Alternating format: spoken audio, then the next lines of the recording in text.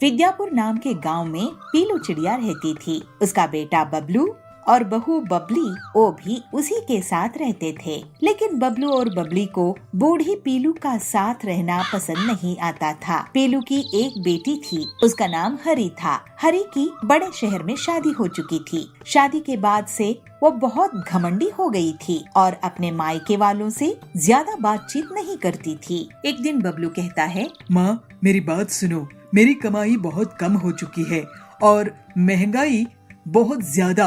मैं तुम्हारा खर्चा वर्चा नहीं उठा पाऊंगा और गांव में हमारा कोई रिश्तेदार भी नहीं है जहां मैं आपको छोड़ कर आ सकूं। मेरी पूरी कमाई घर चलाने में ही चली जाती है। मुझे बच्चे होंगे तो उन्हें स्कूल कैसे भेजूंगा, ये भी मैं सोचता रहता हूँ। तुम ऐसा करो कि कुछ दिन हरी दीदी के यहाँ चली जाओ। तो पीलू कहती है, बेटा, अपनी बेटी के ससुराल में माँ का रहना अच्छी बात नहीं है, लेकिन तुझे तकलीफ ना हो तो मैं ही ये तकलीफ उठा लेती हूँ। फिर पीलू अपनी बेटी के ससुराल चली जाती है। पीलू अपनी बेटी को कहती है, बेटी हरी, क्या मैं तेरे घर कुछ महीने रुक सकती हूँ? वो क्या है ना, बबलू की कमाई कम हो गई है तो वो मुझे तेरे यहाँ रुकने के लिए कह रहा है। तो हरी कहती है, अरे माँ, मैं तो अपने पति के साथ आज ही अपनी ननद की शादी में विदेश जाने वाली हूँ। मैं तुम्हें यहाँ कैसे रख सकती हूँ? पीलू ये सुनकर बहुत दुखी होती है। वो रोने लगती है। हे भगवान, इस बुढ़ापे में मेरे बच्चे कैसे हैं जो मुझे सहारा नहीं दे सकते हैं। मुझे अपने हाल में ही छोड़ दिया है, लेकिन मैं भी हिम्मत नहीं हारूंगी। फिर थोड़ी देर में कुछ सोचकर वो एक सुनार के पास जाती है और पीलू वहाँ पे कहती है, सुनार भैया, आप ये मेरे कान के सोने की कुंडल गिरवी रख लो और मुझे इसके कुछ पैसे दे दो। तो सुनार कहता है, इस कुंडल के तो मैं आपको 5,000 ही दे पाऊंगा पीलू बहन। पीलू उन 5,000 को लेकर एक छोटी सी किराए की झोपड़ी में चली जाती है और मन में सोचती है, इन पैसों से तो 1 महीने का गुजारा हो जाएगा। उसके बाद मेरे पास खाने के लिए भी पैसे नहीं बचेंगे और मैं मुसीबत में पड़ जाऊंगी। मुझे काम शुरू करना चाहिए, लेकिन इतने पैसों से मैं सिर्फ लड्डू बनाने का काम ही शुरू कर सकती हूँ। फिर अगले ही दिन से पीलू बूंदी के लड्डू बनाकर गांव में एक स्कूल के बाहर बेचने लगती है। पीलू आवाज लगाती है, बूंदी के लड्डू ले लो, बूंदी के लड्डू, गर्मा गर्म बूंदी के लड्डू, मीठे मीठे बूंदी के लड्डू। वहाँ पर सुंदरी आती है। बहन, बूंदी के लड्डू कितने की है? तो पीलू कहती है, सिर्फ 20 रुपए की 4। तो सुंदरी कहती है, मुझे पहले एक चखने के लिए देना तो। सुंदरी एक लड्डू खाती है और कहती है, वाह बहन, तुमने तो कमाल के बूंदी के लड्डू बनाए हैं। ये लो पैसे, मैं और भी लोगों को तुम्हारे पास भेजूंगी। गरीब को इतना स्वादिष्ट और अच्छा बूंदी के लड्डू नसीब नहीं होता है, वो सब बहुत खुश होंगे। घर लौटते समय पीलू को 2 गरी मिलती है। पीलू उन दोनों चिड़ियों को भी बूंदी के लड्डू दे देती है। इस तरह से जल्दी ही पीलू की दुकान चल पड़ती है और उसके पास इतने ग्राहक आते हैं कि वो अकेले काम नहीं कर सकती थी। पीलू रोज बूंदी के लड्डू बनाती और 2 बूंदी के लड्डू उन गरीब चिड़ियों को दे देती थी। तभी वहाँ पे सुंदरी आती है और कहती है, सुनो पीलू चिड़िया, मैं इस स्कूल की प्रिंसिपल हूँ। स्कूल में रिपब्लिक डे सेलिब्रेशन होगा। आप हमारे स्कूल के लिए 500 लड्डू का ऑर्डर ले लो। ये सुनकर पीलू बहुत खुश हो जाती है और मन में कहती है, अब रिपब्लिक डे आने वाला है, बूंदी लड्डू लोगों को बहुत पसंद आ रहे हैं, लेकिन अब मुझे और भी लोग चाहिए। क्यों ना मैं उन गरीब चिड़ियों को काम पर लगा लूं? पीलू उन चिड़ियों से कहती है, सुनो, तुम दोनों यहाँ पर भीख मांगती हो, मैं तुम्हें काम दे सकती हूँ अपनी दुकान में अगर तुम करना चाहो तो। तो लवली कहती है, बहन, मेरा नाम लवली है। मैं एक अमीर घर से थी, लेकिन मेरे बच्चों ने मुझे घर से निकाल दिया तो मैं यहाँ हूँ। तब और एक चिड़िया कोयल कहती है, मैं भी अच्छे घर से थी बहन, मेरी भी यही कहानी है। हम तुम्हारे साथ काम करेंगे और मेहनत से पैसे कमाएंगे। ये सुनकर पीलू बहुत खुश हो जाती है और फिर तीनों चिड़िया मिलकर रिपब्लिक डे के लिए लड्डू बनाने का काम शुरू कर देते हैं। ऐसे ही एक दिन पीलू का बेटा उसकी दुकान में आता है। माँ, तुम तो बहुत मेहनती हो, मुझे माफ कर दो माँ। हम जवान लोगों के रहते तुम्हें इतनी परेशानी उठाने की कोई जरूरत नहीं है। मुझे माफ कर दो ना, तुम्हारा ख्याल नहीं रख पाया मैं। तुम्हें किस हाल में छोड़ दिया था। मैं अब तुम्हारी दुकान में काम करूँगा। तो पीलू कहती है, बेटा अब मेरे रिपब्लिक डे के लिए बूंदी के लड्डू बना रही हूँ, तू जाकर और भी स्कूल से ऑर्डर ले आ। फिर उस दिन बबलू दूसरे स्कूल से लड्डू के ऑर्डर ले आता है और उसकी पत्नी भी पीलू के काम में हाथ बटाने लगती है और पूरी ईमानदारी से वो दोनों पीलू की सेवा करने लगते हैं। जल्दी ही पीलू सभी की मदद से सभी स्कूलों का ऑर्डर पूरा कर देती है और रिपब्लिक डे में सुंदरी उसे स्पेशल मेडल भी देती है, जिससे पीलू और उसका परिवार बहुत खुश हो जाता है। इस तरह से पीलू अब अपने परिवार में खुशी खुशी रहने लगती है। कि मैं जो भी काम शुरू करता हूँ उसमें मेरा सिर्फ और सिर्फ नुकसान ही हो जाता है। इस तरह से बबलू और पीलू की दुकान में भीड़ इकट्ठा होने लगती है।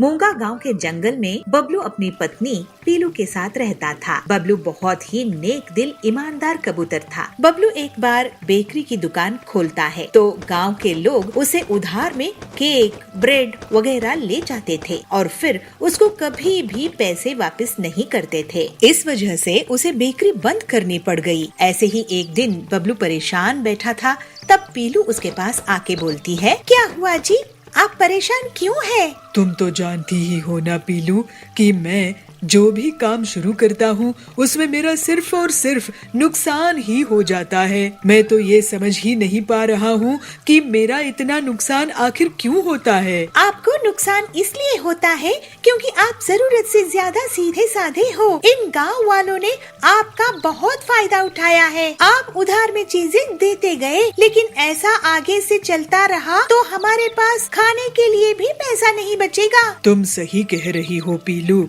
मैं अब एक आखिरी बार कोई काम शुरू करके देखता हूँ। अगर अच्छे से चला तो ठीक है, नहीं तो शहर जाकर कोई नौकरी ढूंढ लूंगा। हम यही कुछ काम कर लेंगे, मगर आप उधार किसी को नहीं देना, ये सोचकर ही काम शुरू करो। ठीक है, एक आखिरी बार मैं कोशिश करता हूँ। कुछ दिनों बाद बबलू पीलू से कहता है, पीलू, मैं बाजार घूमकर देख रहा था कि कहाँ किसकी दुकान है किसकी नहीं है। मैंने देखा कि हमारे गांव में सब्जी की दुकान तो है ही नहीं। गांव वाले पड़ोस के गांव से सब्जियां खरीद रहे थे, इसलिए मैं सोच रहा हूँ कि मैं सब्जी की दुकान लगाऊंगा। ये तो सच में बहुत अच्छी आइडिया है। अब मैं अपनी आखिरी जमा पूंजी लगा रहा हूँ, इसको मैं बर्बाद होने नहीं दूंगा। फिर जल्द ही बबलू अपनी सब्जी की दुकान खोल लेता है। बबलू के बहुत बार कहने के बाद भी बहुत से गांव वाले अभी भी उससे बिना पैसे दिए सब्जी ले जाया करते थे। एक दिन पीलू भी उसकी दुकान में इसीलिए बैठती है कि लोग बिना पैसे दिए सब्जी नहीं ले जा पाए। एक दिन डॉक्टर बबली उनकी दुकान में आती है। पीलू, बबलू, तुम्हारी दुकान में सलाद का वेजिटेबल्स है क्या? डॉक्टर मैडम, ये लीजिए सलाद के वेजिटेबल्स, ये बहुत ही स्वादिष्ट है, लेकिन थोड़े महंगे हैं। मैं इन वेजिटेबल्स की सलाद खाती हूँ। ये स्वादिष्ट तो होते ही है, लेकिन फायदेमंद भी बहुत होते हैं। और रही बात कीमत की, तो हेल्थ इज वेल्थ। अभी मौसम बदलने वाला है और ये आने वाली गर्मी के मौसम में गर्मी से बचाएगा। मुझे ये 5 किलो दे दो। डॉक्टर बबली की जाने के बाद पीलू बबलू से कहती है, सुनिए जी, डॉक्टर मैडम क्या कह रही थी? सुना ना आपने कि इस साल बहुत गर्मी होने वाली है और गर्मी से बचने के लिए वेज सलाद फायदेमंद होगा। हाँ, अगर ऐसा होगा तो वेज सलाद से लोगों को गर्मी में बहुत फायदा होगा। इसका मतलब हम खुद ही वेज सलाद बेच सकेंगे और पूरे गांव में हमारे अलावा कोई नहीं है। देखो, गांव वाले ऐसे ही इसे नहीं खरीदेंगे हम क्यों ना एक प्लेट बनाकर उसको बेचें? कुछ ही दिनों में लोगों को गर्मी से परेशानी होना शुरू हो जाता है और डॉक्टर बबली सबको वेज सलाद खाने की सलाह देती है। इस तरह से बबलू और पीलू की दुकान में भीड़ इकट्ठा होने लगती है। सुनिए गाँव वालों, भाई और बहनों, मैं आप लोगों को अब से उधार में कुछ नहीं दूंगा। आपको अपनी सेहत का ख्याल रखना है तो पैसा देकर वेजिटेबल सलाद खरीदो। बबलू की बात सुनकर लोग सोच में पड़ जाते हैं, लेकिन फिर गर्मी के बुरे प्रभाव से बचने के लिए वो पैसे देते हैं। इस तरह से लोगों की सेहत को भी नुकसान नहीं होता है और वो सब अब सबक ले लेते हैं कि कोई भी अच्छी चीज मुफ्त में नहीं मिलती है। फिर कुछ ही दिनों में बबलू और पीलू बहुत अमीर हो जाते हैं। इस तरह सभी खुशी खुशी रहने लगे।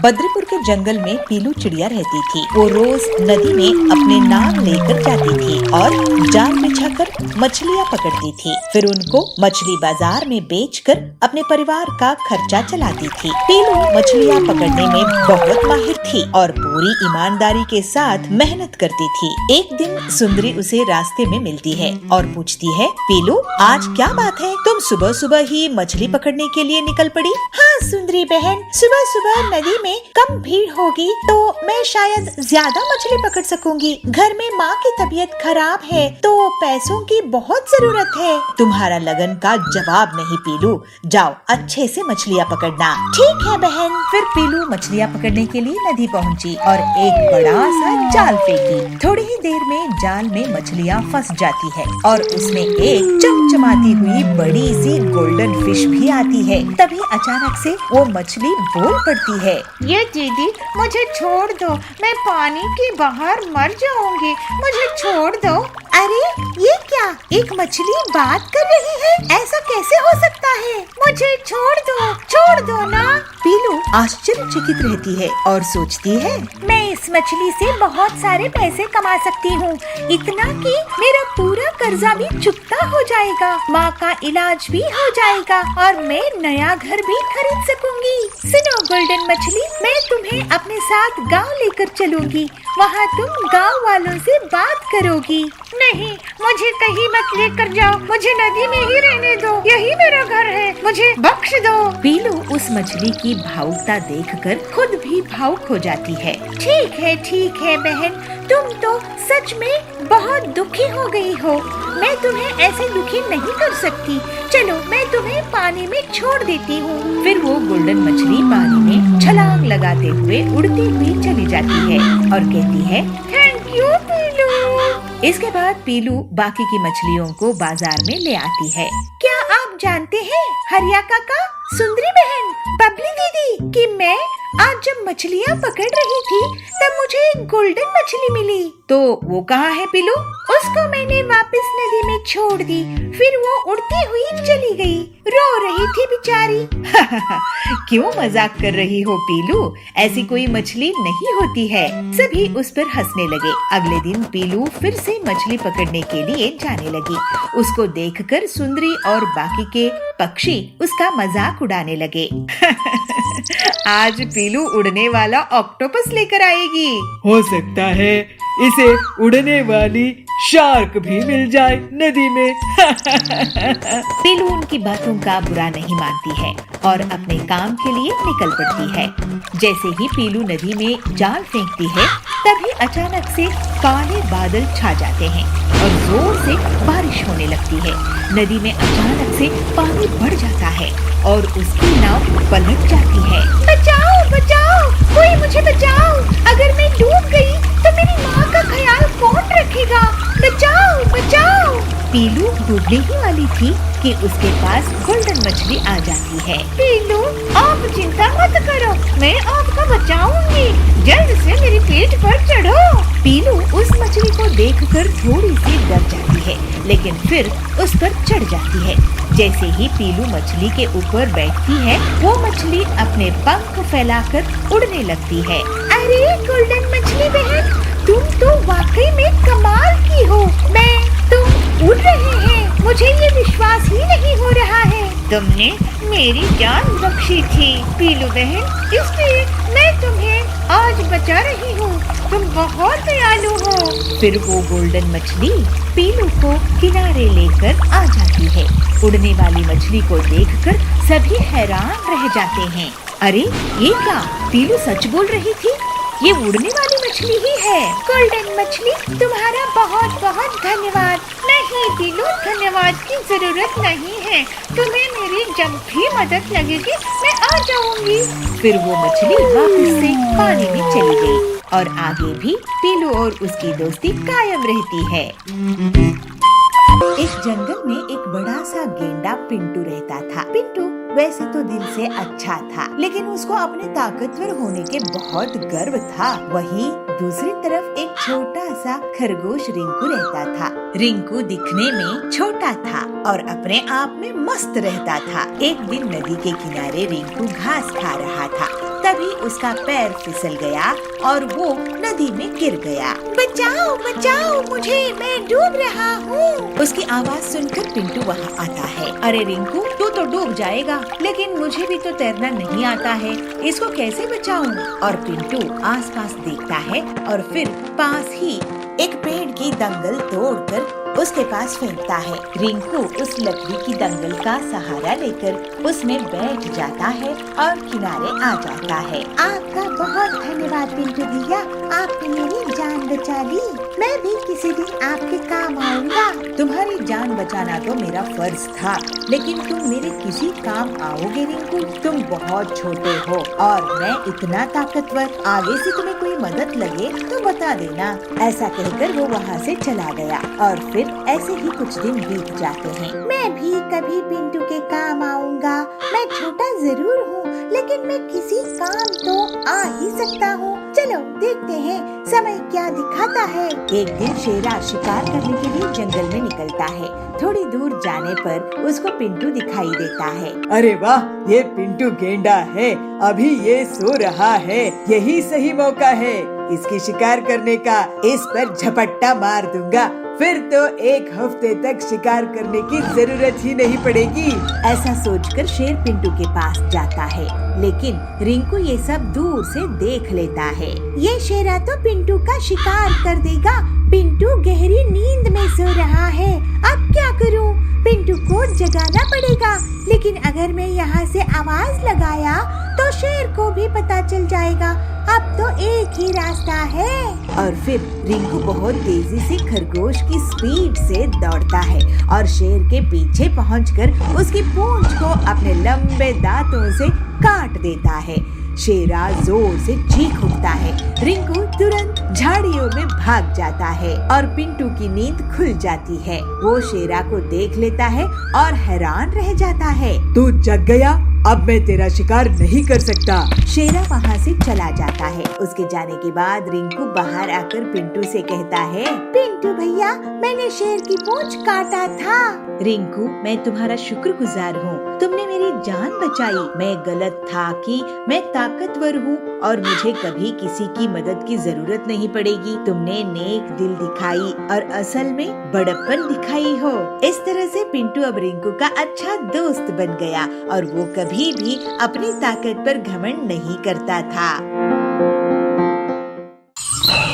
सुंदर जंगल में शेरा का बहुत आतंक था। सभी जानवर उसके गुस्से से बहुत डरते थे। उसी जंगल में एक समझदार खरगोश रिंकू रहता था। रिंकू हमेशा अपनी चालाकी से बड़े बड़े जानवरों से अपनी जान बचा लेता था, लेकिन वो हमेशा दूसरे छोटे जानवरों की मदद करता था। इस वजह से सभी जानवर उसको बहुत पसंद करते थे। एक दिन रिंकू जंगल में टहल रहा था, तभी उसे छोटू और उसकी पत्नी दिखाई दिए। छोटू भैया, छोटी भाभी, कहाँ घूम रहे हो? कुछ नहीं रिंकू, हम तो ताजी घास और फलों की तलाश में आए हैं। यहाँ की घास तो बहुत हरी भरी है। हम तो सोच रहे थे कि यहीं पास बस जाए। आप लोग क्या शेरा के बारे में नहीं सुने हो? ये उसी का इलाका है। अगर उसने आप दोनों को देख लिया तो आपकी खैर नहीं। शेरा तो बहुत ही क्रूर है।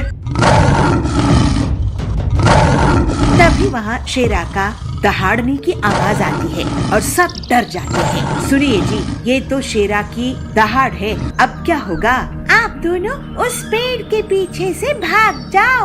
और फिर दोनों पति पत्नी एक पेड़ के पीछे से भाग जाते हैं। रिंकू खरगोश, यहाँ पर 2 जानवर आए थे, मैं उनका शिकार करने आया हूँ। क्या तुमने उन्हें देखा है? जी शेरा जी, मैंने उन्हें उस रास्ते से जाते हुए देखा। रिंकू शेरा को दूसरी तरफ इशारा करके भेज देता है। छोटू और छोटी रिंकू के पास आते हैं। तुम्हारा शुक्रिया रिंकू भैया। अब आप दोनों यहाँ पर घास खाकर जल्दी से चले जाओ। इसके बाद दोनों पति पत्नी घास खाकर वहाँ से चले जाते हैं।